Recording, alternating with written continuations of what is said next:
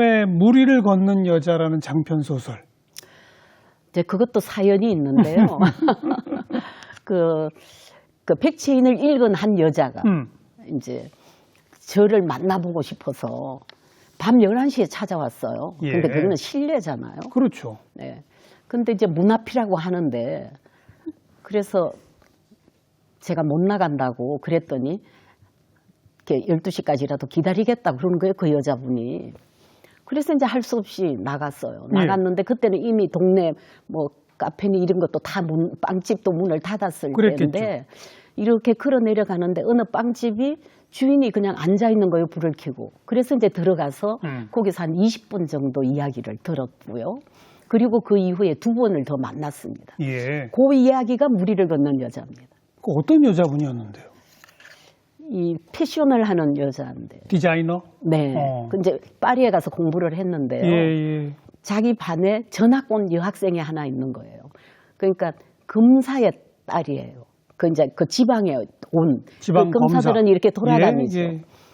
근데 그 친구하고 친해지면서 걔가 서울로 오니까 그 엄마가 얘를 딸처럼 데리고 갔어요. 이 집은 불행해요, 이 아이는. 근데 그 이제 그 엄마가 너희 둘을 파리에 반드시 패션 학교에 보낼 것이다. 둘 다 같이? 네, 네. 그게 이제 완전 딸로 받아들인 건데 그런데 그때 이제 그 아빠가 돌아가세요. 어이구. 그래서 그 진짜 딸은 못 보내고 이 아이를 보내는 겁니다. 네. 그래서 이제 그 아르바이트를 했지만은 등록금은 이 엄마가 대준 거예요. 예. 그게 얼마나 감사한 일입니까? 근데 그 여자분은 내가 반드시 잘 돼서 은혜를 갚겠다. 그래야죠. 이제 그렇게 생각할 거 아닙니까? 그런데 거기서 굉장히 이제 우수한 성적을 받아서 한국에 와서 굉장한 패션가가 되고 그 사람 오시면은 막 그때는 몇십만 원 하고 이럴 때. 그 당시에. 유명 디자이너가 네, 됐는데. 네. 그러니까 이제 그 퇴계로에다가 10층 빌딩을 짓는 거예요. 근데 그 이제 친구의 남편이 건축가예요. 그래서 그 사람이 짓기 시작해. 예. 그런데 그 사람하고 사랑하게 되는 거죠. 네.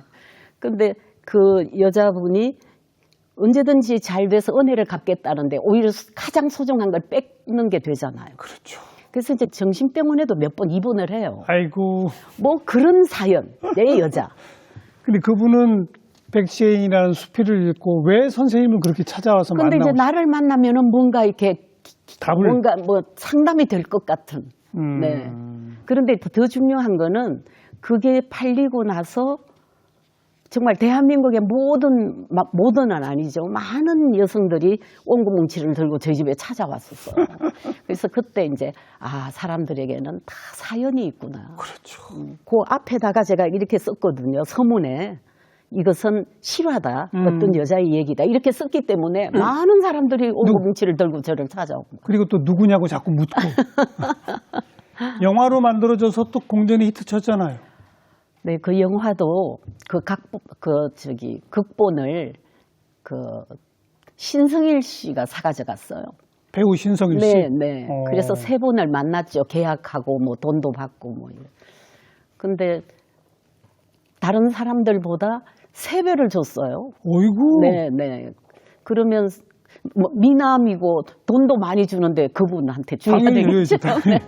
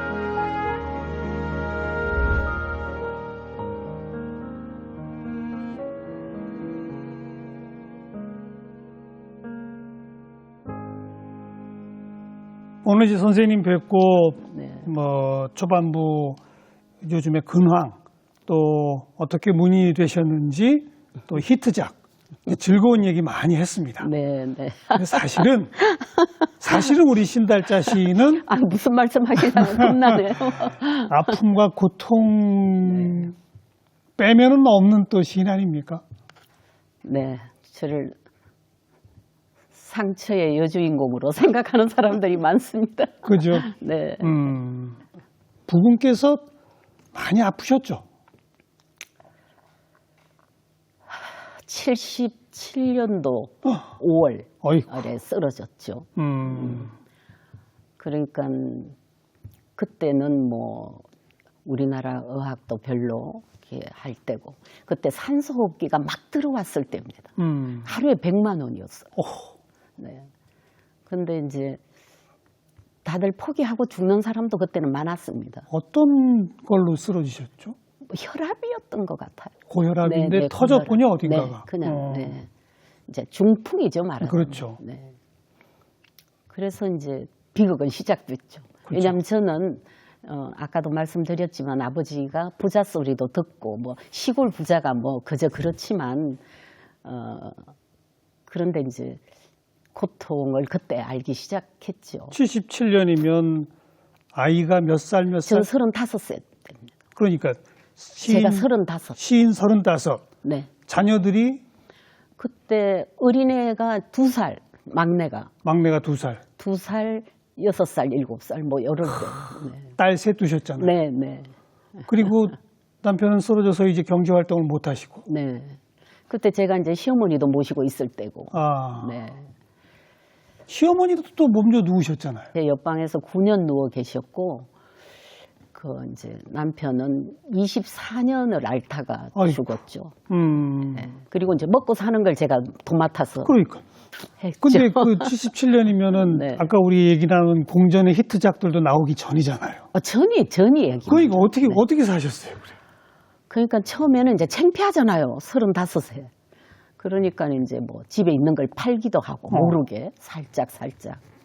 그러다가 뭐 그거 가지고는 또 되질 않아서. 안 되고. 뭘 뭐 장사도 하고 그랬습니다. 네. 그러시면서 아무튼 그런 거 꾸준히 쓰시고 네. 학교 강단에서 계속. 그런데 이제 그런 일을 하다가 그 나쁜 일도 많이 당해요. 그렇겠죠. 제가 이제 제가 강의를 여성들한테 할 때 천사 이렇게 운명의 천사들 이런 말을 쓰는데 제가 제일 처음 이제 무슨 물건을 가지고 갔을 때 막 흠잡는 여자가 있었어요. 네, 네. 너무 친한 사람인데. 친한데도. 그러니까 내가 이제 그렇게 되니까 이제 막 하는데 정말 통곡할 정도로 이렇게 막대해서 내가 그때 집에 가서 있던 물건을 전부 욕실에 넣고 물을 틀었습니다. 다 죽어도 이거 안 한다. 그래서 이제 저희 집이 은평구였는데 거기 그 근처에 이제 성당이 있었어요.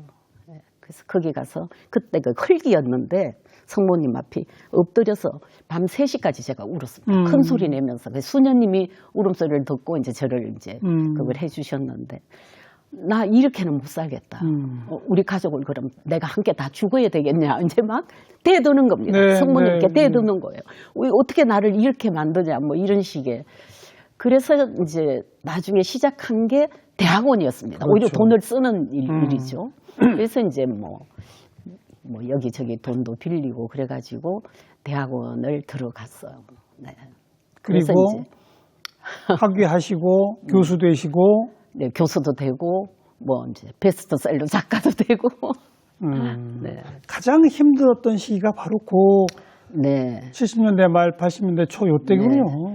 근데 그것이 저는 그래 내가 받을 것이었다 이렇게 생각했어요. 그때 너무 혹독해서 그러나 그때도 제가 그때 뭐 시어머니 9년 내계시고 남편이 이 정신적인 문제라 그 뭐 집안이 뭐 말이 아니었습니다. 네, 네. 근데 이제 그럴 때도 내가 만약에 하는 저에게 줄 것이라면 다 주세요. 남기지 말고. 고통을. 네. 그 남긴 것이 우리들의 딸들에게로 가면 안 된다. 나한테 주십시오. 그렇게 참 기도도 많이 하고 그랬죠. 그래 이제 그러고 나서 내 교만과 오만과 이런 것들을 잠재운 게 아닐까. 네. 그리고 이제 너는 인간적으로 뭔가 미비하고 부족하니 이런 고통을 통해서 시인으로서의 정신력을 강화해라. 이렇게 받아들였습니다. 네. 네. 2008년인가 쓰신 글에 보면 나는 40의 생애 걸음마를 배웠다. 네. 바로 본인의 그때입니다. 네. 본인의 네. 실제 실화죠. 네. 인생을 그때부터 저는 그런 말로 배우면서 이제 저는 지금도 이거 나한테 온 거야 받아들이지. 뭐 고통도 상처도 뭐 모든 것들을 그래가지고 이렇게 어루만지고 화해하는 그걸 너 내 거 아니야. 고통은 내 거 아니야. 내가 물이 붙였다면 오늘에 이르지 못했을 겁니다. 이렇게 수용하고 끌어안는다는 것. 그것이 아무리 아픈 것이라도. 네. 그것이 나의 자존심을 뭉개는 것이라도. 그래서 저는 굴욕을 참을 줄 알아야 꿈을 이룬다. 이렇게 생각합니다. 뭐 제가 좀 거칠게 표현하면 뭐 어떤 뭐 지방이지만 아무튼 부잣집 딸로 공부도 잘하고 공부는 못했습니다. 아니 뭐 아무튼 그 시절에 대학 가셔서 당대 최고의 여류 시인의 정말 거의 수제자로 대학 시절에 등단하시고 또 결혼해서 아이들도 줄줄줄 낳고 그야말로 잘 나가시다가 어느 한순간 인간 신달자를 문인 신달자로 한 단계 더 키우려고 탁 떨어지게. 근데 한 단계 더 키우려고 그 고통과 아픔을 주신 게 아닐까 싶어요. 그래서 조금 전에도 말씀드렸지만은 굴욕이 내 집 앞에서 노크를 한다면 기꺼이 문을 열어주고 받아들인다. 손님으로 대접하겠다. 그것이 제 인생관입니다. 아픔과 고통을 오히려 기꺼이 받아들이는 그 내용을 열애라는 시에 적나라하게 쓰셨거든요. 고통과 연애하는. 그러니까 오늘 좀 제가 한번 시인의 목소리로 직접 청해 듣겠습니다. 열애. 손을 베었다. 붉은 피가 오래 참았다는 듯 세상의 푸른 동맥 속으로 뚝뚝 흘러내렸다. 잘 되었다. 며칠 그 상처와 놀겠다. 일회용 밴드를 묶고 다시 풀고 상처를 혀로 쓰다듬고 딱지를 떼어 다시 덧나게 하고 군것질하듯 야금야금 상처를 환하게 하겠다. 그래, 그렇게 사랑하면 열흘은 그떠니 지나가겠다. 피 흘리는 사랑도 며칠은 잘 나가겠다. 내 몸에 그런 흉터 많아 상처 가지고 노는 일로 늙어버려. 고질병 류마티스 손가락 통증도 심해. 오늘 밤 그 통증과 엎치락 뒤치락 뒹굴겠다. 연인 몫을 하겠다. 입술 꼭꼭 물어뜯어 내 사랑의 입 툭 터지고 허물어져. 누가 봐도 나 열애에 빠졌다고 말하겠다. 작살 나겠다. 그런 시입니다. 말하자면 이것도 조금 전에 이제 말씀드린 수용입니다. 고통과 상처를 연애하듯 어루만지고 쓰다듬겠다. 같이 살겠다. 뭐 그런 이야기죠. 또 어찌 보면 그 고통에 대한 가장 강한 복수이기도 합니다. 그렇습니다. 그죠? 말씀 잘하셨어요. 바로 그런 심리입니다. 그죠? 바로 이런 정서들이 선생님의 작품들에 녹아드니까 많은 독자들이, 특히 상처 많은 여성 독자들이 그렇게 좋아하는 거 아닐까요? 뭐 그렇게 생각합니다. 근데 저를 오늘에 이르기까지 목숨을 부지하고 살게 한 것은 독자들이었으니까요. 독자죠. 네, 그래서 사실은 고통과 아픔이 없는 사람은 없을 거예요. 예. 말을 안 했을 뿐이지. 제가 이제 이 나이까지 살아보니까 부러워할 사람이 없더라고요. 이렇게 너는 왜 그렇게 완벽해? 이렇게 제가 미워하던 친구도 보면 아픔이 있고. 네. 네. 그러니까 뭐 고통과 아픔은 서로 다 잘 쓰다듬어 줘야 되는 벗이 아닐까. 네. 오늘의 나를 있게 한 게 독자들이다 했는데 기억에 남는 독자들도 참 너무나 많죠. 많습니다. 뭐 이렇게 감자, 뭐 옥수수 보내주는 그런 독자도 이제 많고요. 그런데 이제 잊지 못하고 내가 난감한 그런 독자가 있는데 지금 몇십 년이 지났잖아요. 제 남편 간지가 20년이 됐는데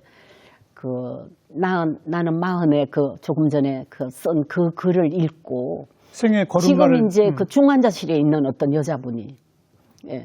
남편이 중환자실에 있는? 네. 어떤 이제 여자분이 그걸 읽었다고 하면서 그냥 나 저 남자 저기 두고 혼자 도망가고 싶다가 선생님 글을 읽게 됐다. 그래서 조금 더 참아보려고 한다. 네. 그런 전화를 몇 번 받습니다. 중환자실에서. 아이고. 네. 그런데 너무 마음이 아프죠. 네. 그래서 견디는 재주밖에 없다. 그리고 한편으로는 이기적으로 살아라. 거기 중환자실이지만은 당신 먹고 싶은 거 먹고 챙겨라. 예, 맛있는 주스도 마셔라. 예, 그러면서 이제 위로를 하죠. 네. 예. 오늘 우리 이야기 아주 즐거운 이야기로 시작했다가 고통 이야기도 했지만 네. 고통도 또 우리가 데리고 놀았습니다. 이제 또 마지막 즐거운 얘기가 그 따님 셋, 사위 셋하고 집을 하나 따로 또 같이 멋지게 지으셔서 무슨 건축상까지 탄 집을 지으셔서 함께 사신다면서요? 그렇습니다. 이야. 네. 저기 몇 년 전에 이제 저는 원래 이제 따로 살 때도 이제 가족들을 불러서 밥 먹는 일을 많이 합니다. 근데 그것이 가장 좋은 방법이더라고요. 그렇죠. 아이들의 좀 이렇게 분위기도 알고 부부간의 어떤 이런 것도 알게 되고 그리고 또 보고 싶고 그래서 이제 그렇게 하다가 우리 그냥 아예 같이 살면 어떠냐 이렇게 사위들이 먼저 제안을 했었어요. 사위들이? 네. 그래서 이제 제가 우연히 이제 땅을 보고 이제 그 이루어지리라고는 생각하지 않았습니다. 저도. 근데 이제 그런 걸 하면서도 가장 저희 어머니를 떠올려요. 저는 제 문학의 핵심에 어머니가 굉장히 강하게 있습니다. 그때 이제 제가 중환자실 생활을 할 때 어머니는 제가 5째 딸입니다. 근데 이 딸 하나는 뭔가 성공하게 하고 싶었어요. 우리 어머니는. 그래서 이제 굉장히 교육에 강한 분인데 저를 이제 고등학교부터 부산으로 보내고 서울로 보내고 이제 이렇게 어머니가 하셨는데 믿었던 딸이 이렇게 불행해지니까. 뭐 등단까지 한 시인이고 성공시켰는데. 그랬는데 이렇게 그냥 중환자실에 멀리서 와서 저를 보고 가셨어요. 아이고. 도무지 말을 못 꺼내서. 그때 저 35인데 그때 며칠 굶었고 뭐 아기는 어린데 이제 이런 그걸 보고 이제 너무 이제 절망하셔서 가셔서 그런데 이제 저한테 꼭 한마디를 하고 싶었던 거예요. 막 전화를 100번도 더 했는데 그때는 전화 안 바꿔주잖아요. 보호자한테. 근데 이제 내가 지금 숨이 넘어간다, 엄마인데. 그러니까 어떤 남자분이 이제 저를 데리고 가서 전화를 받게 했어요. 근데 딱 여보세요 하니까 엄마 목소리인 거예요. 그러니까 나는 막 화가 나서 전화는 왜 했어? 이러고 이제 화를 냈더니 엄마는 이제 톤을 탁 낮추어가지고 그래도 니는 꼭 될 끼다 그러셨어요. 그 한마디가 지금도 제 지팡이입니다. 그 엄마 그 한마디를 그러니까 가장 불행할 그러고 나서 몇 주 있다가 돌아가셨어요. 어머니가? 네. 그러니까 제가 얼마나 한이 깊겠습니까? 어머니에 대해서. 그래서 아마 더 악을 쓰고 이를 악물고 그 굴욕을 참고 네. 그러고 했는지도 모릅니다. 그래서 이제 집을 딱 짓고 나서 어머니 생각이 제일 많이 나더라고요. 네, 어머니가 이걸 좀 봤으면 얼마나 좋았을까. 그러게요. 네, 네. 네. 뭐 그 세대도 그렇습니다만 딸 부잣집에 딸 다섯째 딸로 태어나셔서 또 딸 셋 두고 네, 하니 네. 뭐 선생님 작품에는 어쩔 수 없이 여성의 문제가 빠질 수가 없는 거죠. 제가 여성으로 위한 인생 10강도 썼지만 30대 여성, 20대 여성에 대한 책을 따로따로 다 내고요. 여성에 대한 이야기가 굉장히 그죠? 많습니다. 네, 네. 그래, 여성들 어떻게 살아야 합니까? 여성이요. 지금 여성의 위치는 많이 좋아졌잖아요. 그렇죠. 예, 많이 좋아졌지만 아직도 이렇게 좀 아둥바둥하는 게 남아있죠. 여러 가지로. 이렇게 대등하게 되기는 아직은 언젠가는 그렇게 오히려 여자 수가 더 많고 남자가 적고 뭐 이런 시대가 올지는 모르겠습니다만은 많이 이루지 않아요. 예. 네, 네. 우리나라가 1948년에 투표권이 여자한테 주어졌습니다. 네, 네. 네. 그러면 나쁜 나라는 아니었어요. 일 빨리 주어진 네. 거예요. 근데 이제 그 과정에 좀 문제가 있었지만은 지금은 이제 많이 좋아졌고, 그러나 이제 여성들도 이제 뭔가 여성이 최고다가 아니라 여성의 어머니가 있다는 걸 저는 굉장히 중요하게 생각합니다. 모성. 어머니, 네, 모성. 그 모성은 자식들의 모성이기도 하고 이웃의 모성이기도 하고 사회의 모성이기도 맞습니다. 하고 국가와 세계관의 모성이기도 합니다. 그걸 여성들이 인지하면 좋겠다. 네.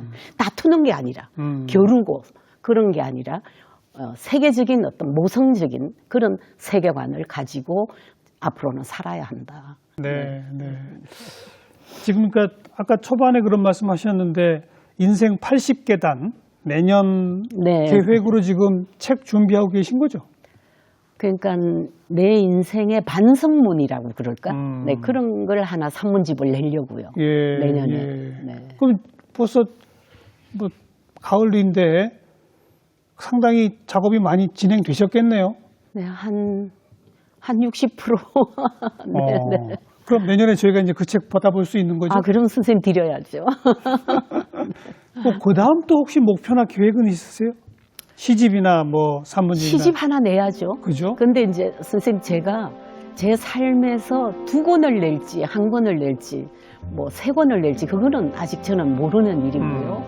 그러나 지금 계획하고 있는 것에 충실합니다. 아니, 그 당연하죠. 네, 네. 뭐 오늘 할 일 쓰시듯이 네, 네, 그렇습니다. 다음번 낼 책 네. 거기까지 있으면 되는 네, 거예요. 네, 네. 그것만 생각합니다. 네. 부디 건강하셔서 네. 계속 집필하시고 저희들에게 글을 안 쓰면 건지러워서 안 돼요. 그러니까. 저희들에게 좋은 작품 또 마음에 위안 주는 작품 네. 계속 보여주시길 네. 바라겠습니다. 네, 선생님 오늘 너무 감사드립니다. 아이고, 네. 좋은 말씀 잘 들었습니다. 네, 네. 네.